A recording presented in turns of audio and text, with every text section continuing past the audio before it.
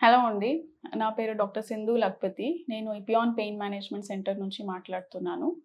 So, ఈరోజు మనము trigeminal neuralgia గురించి మాట్లాడదాం. సో, ట్రైజెమినల్ న్యూరాల్జియా అంటే ఏంటి?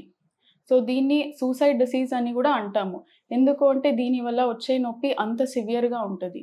సో, ట్రైజెమినల్ న్యూరాల్జియా అంటే మన ఫేస్ మీద మన సెన్సేషన్స్ ఏముంటుందో అది బ్రెయిన్‌కి తీసుకెళ్ళే నరంని ట్రైజెమినల్ నర్వ్ అంటాం.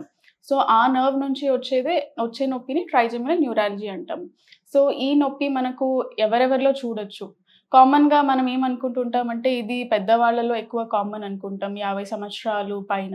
కానీ అలా ఏమీ కాదు. ఇది మనకు యంగ్ పీపుల్‌లో గూడా ఈ మధ్య ఇది కట్ చేస్తారా? మధ్య మధ్యలో కట్ చేయండి. సో, ఇది మనము యంగ్ పీపుల్‌లో గూడా చూస్తుంటామనమాట. సో, ఈ నొప్పి ఎలా ఉంటది? సో, ఈ ట్రైజెమినల్ నర్వ్ అనేది మన ఫేస్‌లో 3 భాగాలుగా డివైడ్ అవుతది. సో, ఒకటో నరం ఎక్కడికి కళ్ళు దగ్గర, ఐబ్రోస్ దగ్గర సప్లై చేస్తది. రెండో నరము మన చీక్స్ పైన, చెంపల పైన. మూడో నరము దవడల పైన. సో, ఇది ఎటువంటి యాక్టివిటీస్‌లో ట్రిగ్గర్ అవ్వచ్చు. సో, కొంతమందికి మాట్లాడినా గూడా ట్రిగ్గర్ అవుతది. కొంతమందికి తిన్నా గూడా అండ్ ఏసీ కింద, ఫ్యాన్ కింద కూర్చున్నా గూడా ఈ నొప్పి అనేది ట్రిగ్గర్ అవుతూ ఉంటది. సో, కొంతమందికి షాక్ లాగా అనిపించడం, సివియర్‌గా ఎటువంటి పెయిన్ కిల్లర్స్‌కి తగ్గకుండా వచ్చే నొప్పిని ట్రైజెమినల్ న్యూరాలజీ అంటాం.